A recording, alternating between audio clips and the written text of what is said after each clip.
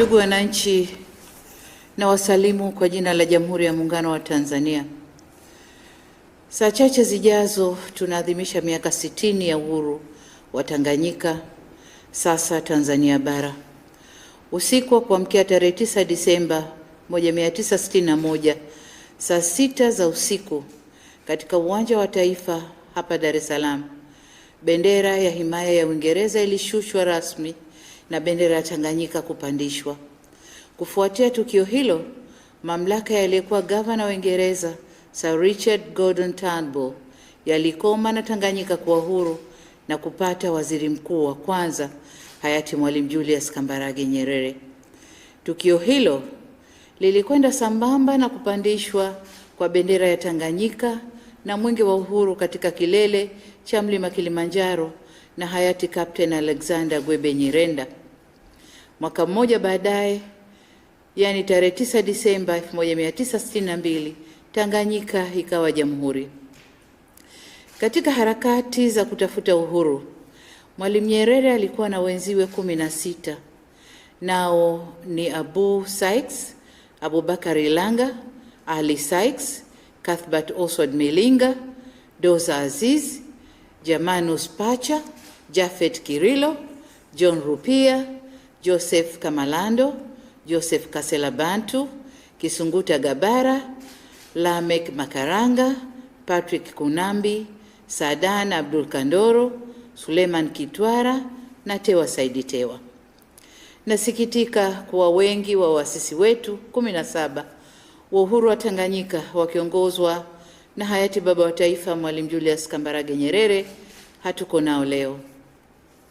Wametangulia mbele ya haki. Hakika wangetamani sana kuiona siku hii ya leo, wakayashuhudia matunda ya jasho lao na kujitoa kwa umuhanga kupigania uhuru tulionao leo. Kuona kuwa uhuru waliopigania umeweza kudumu kwa miaka 60, yani vizazi zaidi ya viwili, siku ambayo ingewafanya kutazama nyuma kwa fahari kubwa na kutokana na mafanikio yaliyopatikana, na kutazama mbele kwa matumaini na ujasiri mkubwa kutokana na hatua tuliofikia leo. Ndugu wananchi, umuhimu wa siku hii katika historia yetu ni wa kipekee, kwani Jamhuri ya Muungano wa Tanzania tulionayo leo isingeweza kuzaliwa tarehe 26 Aprili mwaka 1964 kama kusingelitanguliwa na uhuru wa Tanganyika na baadaye mapinduzi ya Zanzibar. Uhuru wa Tanganyika ulikuwa ni chachu na mchango muhimu sana katika kuwezesha mapinduzi matukufu ya Zanzibar ya tarehe 12 Januari mwaka 1964. Hali kadhalika mapinduzi ya Zanzibar yakawa chachu ya kufanikisha muungano wetu adhimu na adimu. Matukio haya mawili yaliyotangulia muungano wetu ndiyo yaliyoweka msingi imara wa nchi na taifa imara tulilo nalo leo, taifa lenye amani, mshikamano na umoja wa watu wake. Tuna kila sababu ya kumshukuru Mwenyezi Mungu mwingi wa rehema kwa kutujalia uzima na fursa ya kuiona siku hii ya kihistoria katika taifa letu. Nasema hivyo kwa kutambua kuwa kwa mujibu wa takwimu zetu za idadi ya watu, kiasi cha Watanzania takriban milioni 2,220,559 kati ya Watanzania milioni 59 waliopo leo, yani sawa na 4.3% ya wananchi wote ndio waliokuwa wamezaliwa kabla ya tarehe 9 Disemba 1961. Hii ina maana kusema kwamba sehemu kubwa ya wale tunaoadhimisha siku hii leo tunaweza tusipate tena fursa ya kuadhimisha makumi mengine yajayo ya maadhimisho ya aina hii. Hivyo sisi tunaoshuhudia siku ya leo tujione ni kati ya wenye bahati sana. Takwimu hizi zinatuambia jambo jingine muhimu, nalo ni kuwa Watanzania wengi walioko leo si tu hawakuwepo wakati wa uhuru, bali pia hawakuyaishi madhila ya ukoloni wala matokeo yake. Hivyo kwa kukosa kwao uzoefu wa hali ya huko nyuma tulipotokea, huwawia vigumu kutambua sababu za kujitoa kwenye makucha ya ukoloni na kujua thamani ya uhuru wetu, hatua kubwa tuliopiga na mafanikio tuliyoyapata na tunayo yafaidi leo. Ni kwa sababu hiyo basi nikaona umuhimu wa kuhutubia taifa leo hii ili tukumbushane mawili matatu juu ya umuhimu wa siku hii adhimu. Ndugu wananchi, miaka 60 ya uhuru wa Tanzania bara imechangia kuleta mafanikio makubwa katika Jamhuri ya Muungano wa Tanzania. Mafanikio haya ni mengi, kama nilivyosema, yatahitaji si tu muda mrefu wa kuyaeleza, bali kurasa nyingi za kutosheleza kuyaweka maandiko yote kwa kina. Hata hivyo, nitataja machache nikitambua kuwa waheshimiwa mawaziri na wakuu wa taasisi za serikali wamepata fursa ya kutosha kuyaeleza na kufafanua mafanikio hayo katika sekta wanazozisimamia. Hivyo kwa uchache niruhusu niyataje yafuatayo. Moja ni kufanikiwa kuulinda uhuru wetu na mipaka yake. Lakini la pili, kujenga umoja wa kitaifa na mshikamano uliozaa na kulea amani na utulivu tulionayo. La tatu ni kuimarisha uchumi wetu na kupunguza umaskini kuliko tuwezesha kutoka kwenye kundi la nchi maskini na kuingia kwenye kundi la nchi za uchumi wa kati wa chini. La nne ni kuongeza upatikanaji na kuboresha huduma za jamii kwa wananchi.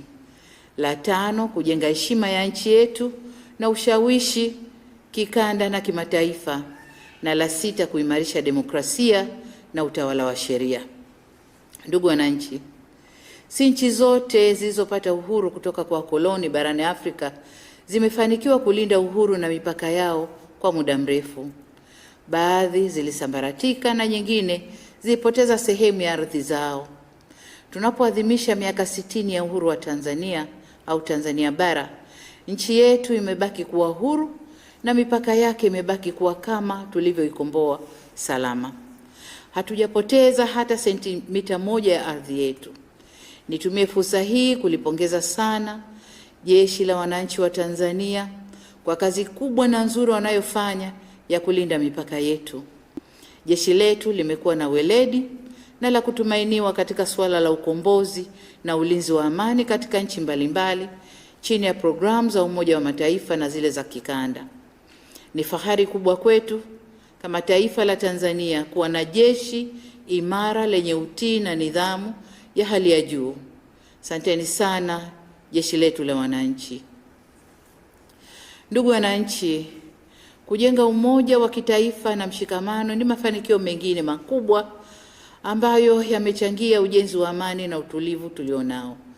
Nchi yetu ina makabila zaidi ya 120 yenye tamaduni mbalimbali na waumini wa dini mbalimbali, wa bara na wa pwani, ndani ya eneo kubwa la kilomita za mraba kiasi cha 950,000.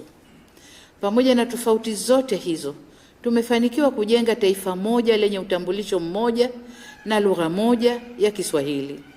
Kutokana na kuunganishwa huko, Mtanzania yeyote anaweza kuishi ndani ya Jamhuri ya Muungano wa Tanzania na akafanya kazi yoyote halali kumwendeshea maisha yake. Haikuwa jambo rahisi kufikia hali hii. Wakati tunapata uhuru, Kiswahili haikuwa lugha inayozungumzwa na watu wote ndani ya Tanganyika. Kizazi kilichofuata baada ya uhuru walijifunza Kiswahili shuleni.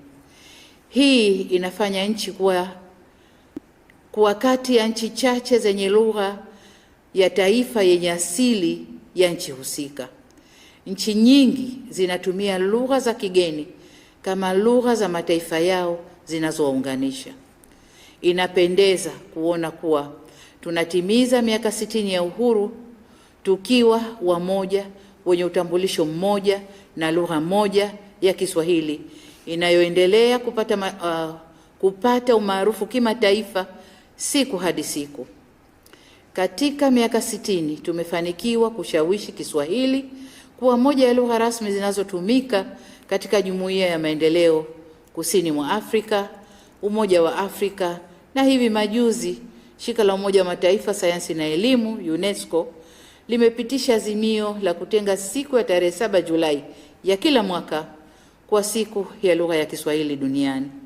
Azimio hilo linaifanya lugha ya Kiswahili kuwa ya kwanza ndani ya Afrika kutambuliwa na kutengewa siku yake rasmi. Ndugu wananchi, katika kipindi cha miaka 60 tumefanikiwa kujenga nchi yetu au uchumi wetu hadi kufikia nchi ya uchumi wa kati wa chini mapema zaidi kuliko tulivyokadiria kwenye malengo ya dira ya taifa ya kufikia hadhi hiyo ya mwaka 2025. Wastani wa pato kwa mtu kwa mwaka 1961 lilikuwa ni shilingi 776 na kwa mwaka jana 2020 ni shilingi milioni 2,653,790.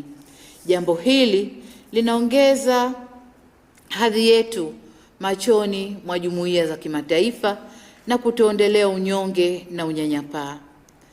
Tumeweza pia kuiunganisha nchi yetu kwa miundombinu ya usafiri na usafirishaji kwa kujenga mitandao ya barabara, kuimarisha usafiri wa anga, usafiri wa majini na usafiri wa reli. Tofauti ilivyokuwa mwaka 1961, leo unaweza kufika Tanzania yote, pembe yoyote ya Tanzania ndani ya saa 24. Wakati tunapata uhuru, wakoloni walituachia kilomita za lami zisizozidi 1360 na sasa mtandao wa barabara za lami zimefikia kilomita 11,186 na kazi inaendelea. Tumeendelea kuunganisha makao makuu ya mikoa kwa barabara za lami na kazi ya kuunganisha baadhi ya makao makuu ya wilaya kwa barabara za kiwango cha lami imeanza. Ikumbukwe kuwa hapa tunazungumzia nchi yenye ukubwa wa kilomita za mraba 9,500,000. Mtandao wa barabara tulioujenga hadi sasa ungeweza kutosha barabara zote za baadhi ya nchi nyingine. Kutokana na kukua kwa shughuli za kiuchumi, usafiri wa anga ndani ya nchi yetu si tena suala la anasa wala starehe. Kwa mantiki hiyo, kwa shirika letu la ndege ATCL kufufuliwa au kuimarishwa kwa shirika letu la ndege ATCL ni jambo la lazima. Kwa sasa shirika letu la ndege lina jumla ya ndege 12 na tayari tumefanya malipo ya awali ya ununuzi wa ndege nyingine 5.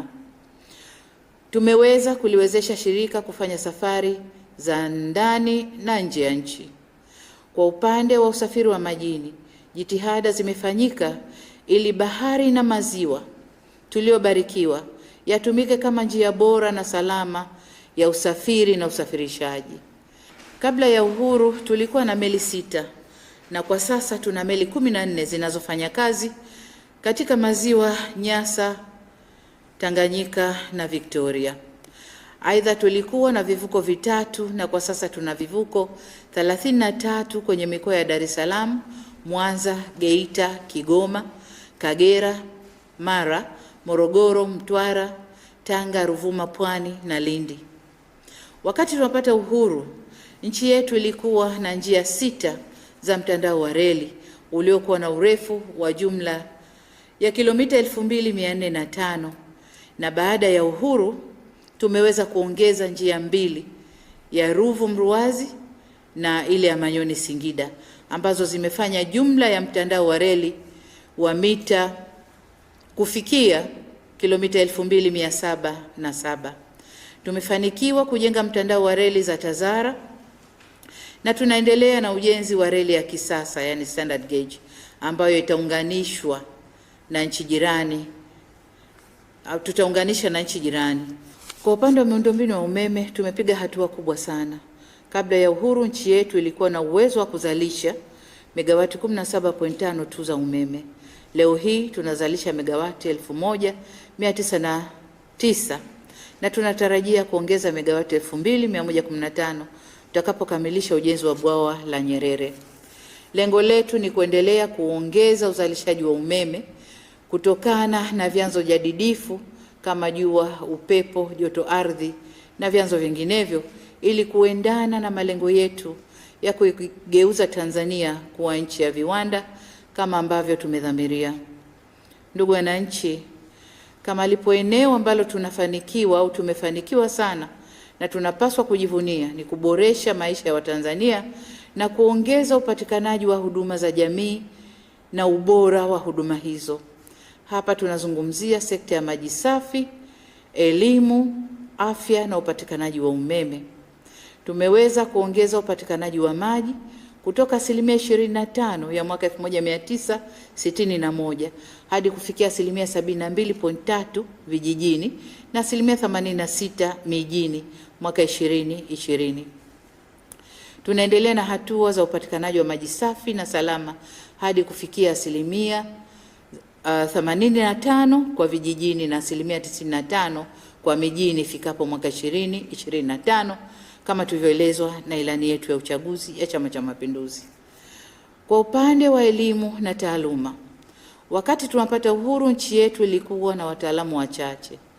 Wasomi wa shahada ya kwanza walikuwa 30 tu, ambao ni madaktari 16, wahasibu 12 na mhandisi wa kilimo mmoja na surveyor mmoja.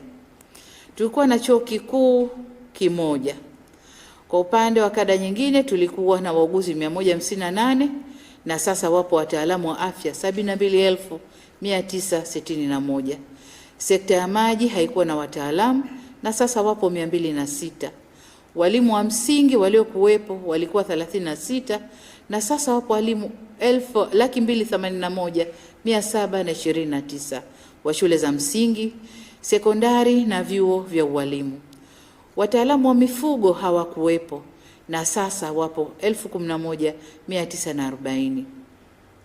Kwa wakati ule hatukuwa na tehama na kwa hiyo hakukuwa na wataalamu wa tehama, lakini kwa sasa tuna wataalamu wa tehama wengi kidogo. Kwa sasa tuna vyuo vikuu 30 ambapo vya serikali ni vyuo 18 na sekta binafsi ni vyuo 12 pamoja na vyuo vishiriki 17. Udahili umeongezeka kutoka wanafunzi 1310 mwaka 1971, miaka 10 baada ya kupata uhuru, hadi wanafunzi 220,238 mwaka jana 2020. Mbali na elimu ya juu, tulikuwa na shule za msingi 62 tu, shule za sekondari 62 tu na shule za msingi 3,342. Wanafunzi wa shule za msingi walikuwa 525,000 na wanafunzi wa sekondari walikuwa 17,000 tu. Kwa takwimu hizi ni wazi kuwa idadi ya wanafunzi waliopata fursa kujiunga elimu ya sekondari walikuwa wachache. Leo hii tunapozungumza tuna wanafunzi 1,10,461,000 katika shule za msingi na za sekondari, wanafunzi 2,2,474,000 katika shule za sekondari za serikali nchini wanaosoma bila kulipa ada. Kila anayefaulu anapata nafasi katika shule ya sekondari. Pia tumerudisha fursa ya watoto watoro na waliopata changamoto mbalimbali kurejea shuleni na kumaliza masomo yao.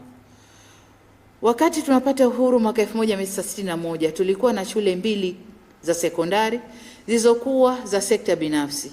Ukilinganisha na sasa tuna shule za sekondari 1280 zinazomilikiwa na sekta binafsi. Kwa upande wa shule za msingi mwaka 1961 hakukuwa na shule za msingi zinazomilikiwa na sekta binafsi, ila kwa sasa shule za msingi zinazomilikiwa na sekta binafsi ni 1,746. Kwa upande wa sekta ya afya mwaka 1961 kulikuwa na hospitali 113, vituo vya afya 22 na zahanati 1188.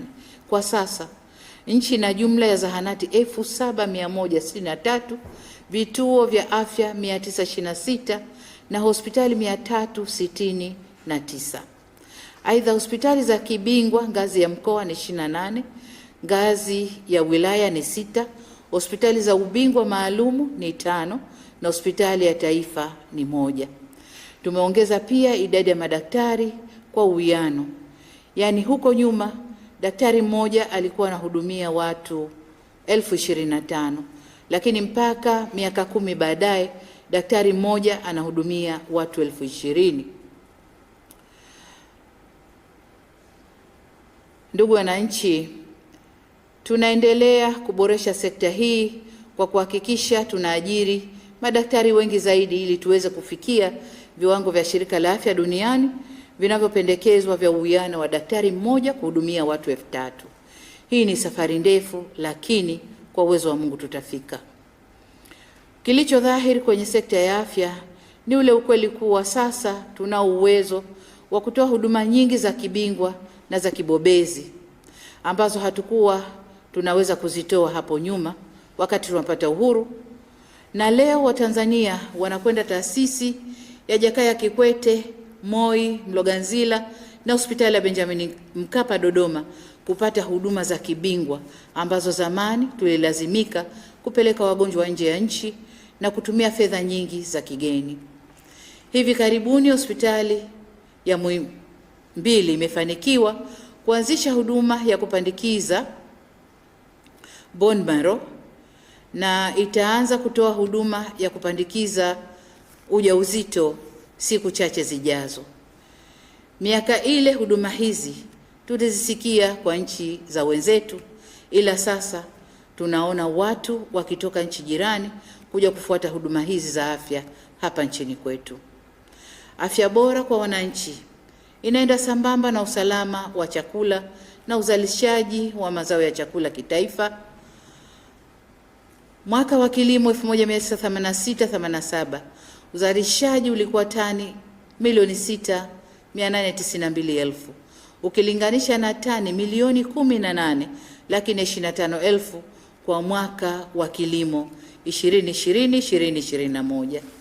Kwa upande wa lishe, kwa mujibu wa utafiti wa kitaifa afya ya mama na mtoto nchini, udumavu wa watoto wetu ulikuwa ni 50% mwaka 91-92 na 34% mwaka 17. Hii ni hatua ambayo bado kazi ya kuhakikisha taasisi ya chakula na lishe inatoa elimu bora ya lishe kwa watoto kwa kipindi chote cha ujauzito hadi miaka 5 ina umuhimu kuendelea kutolewa ili kuhakikisha kiwango hiki cha udumavu kwa watoto kinashuka.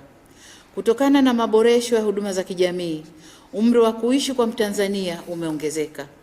Mapinduzi katika sekta ya afya yamechangia kwa kiasi kikubwa kuongezeka kwa wastani wa umri. Wakati tunapata uhuru, umri wa wastani wa kuishi wa Mtanzania ilikuwa ni miaka 37 na sasa ni wastani wa miaka 67.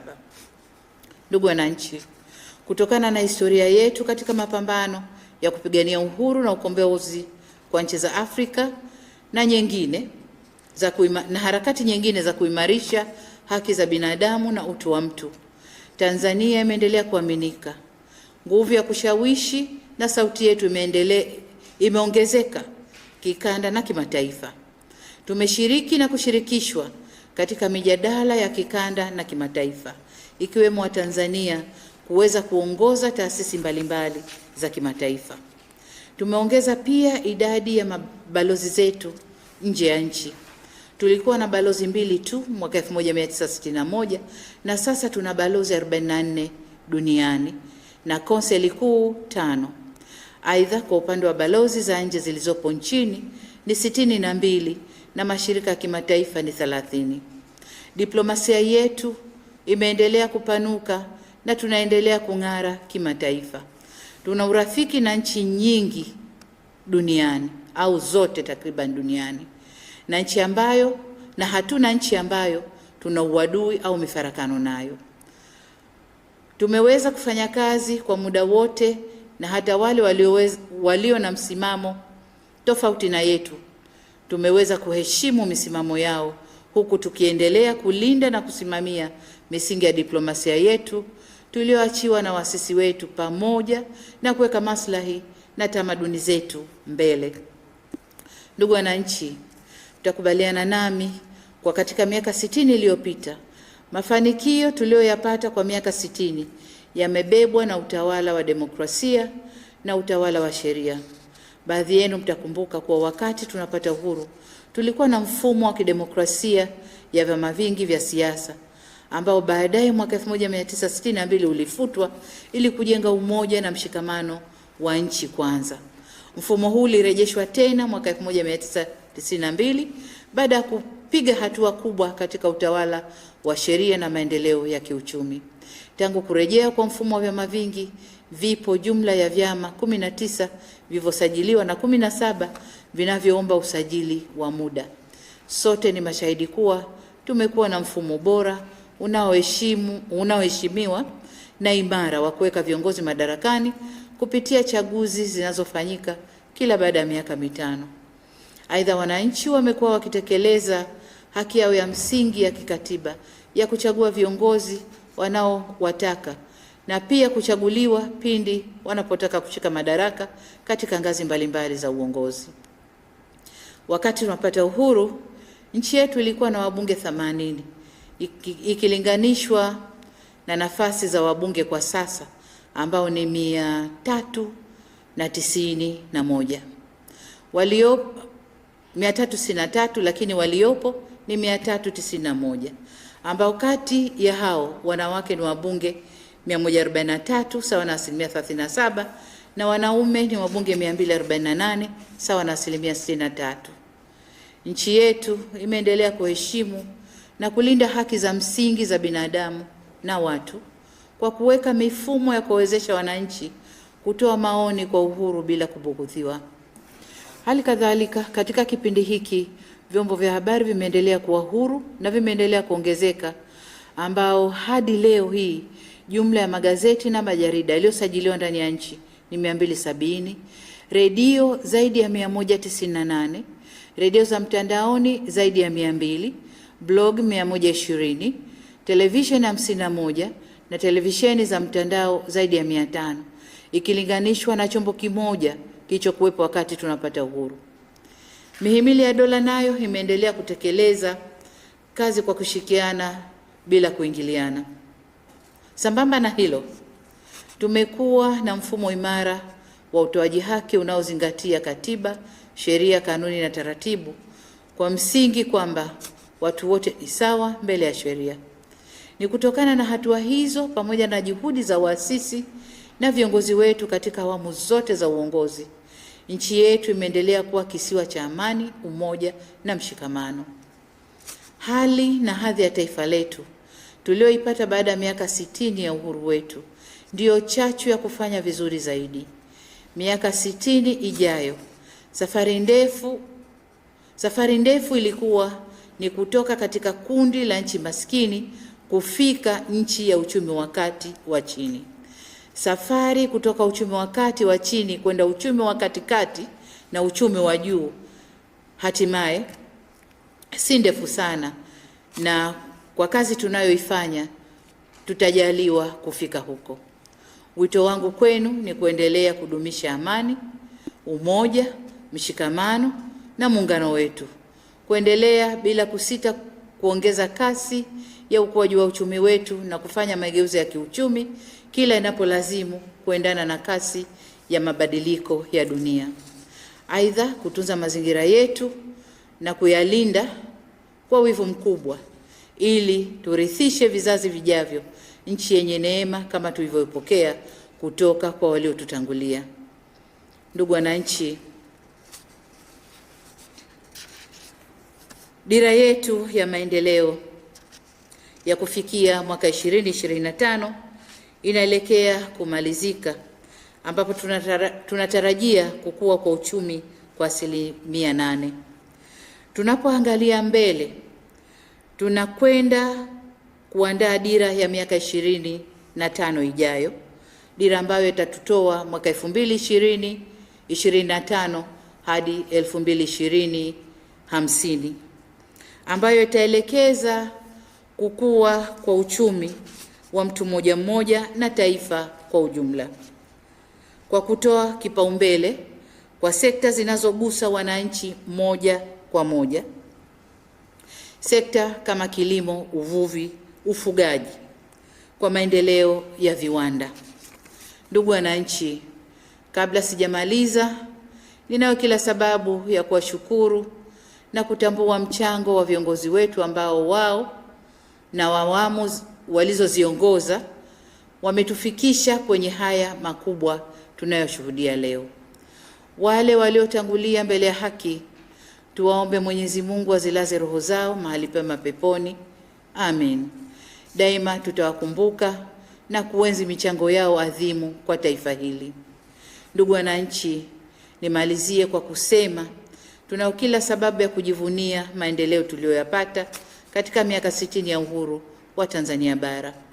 Ukweli ni kwamba hatujafikia kilele cha matamanio yetu, lakini tulipofika si haba. Ni pazuri zaidi kuliko tulipotoka. Tutembee kifua mbele na kujisifu, na wala tusijifuje na kujipa unyonge. Kwa vyovyote vile, mambo tuliyofanikisha kwa miaka 60 ni mengi na makubwa kuliko yale yaliyofanyika nchini au ndani ya nchi hii wakati wa ukoloni. Ndio kusema kwamba tusilinganishe tu kimo tulichofikia tukasahau kutazama na urefu wa kina tulichoanzia. Kwa maneno haya, niwatakie tena kila la heri katika kusherehekea miaka 60 ya uhuru wa Tanzania bara. Mungu aibariki Tanzania, Mungu abariki Afrika, na washukuru sana kwa kunisikiliza. Kazi iendelee. Asanteni sana.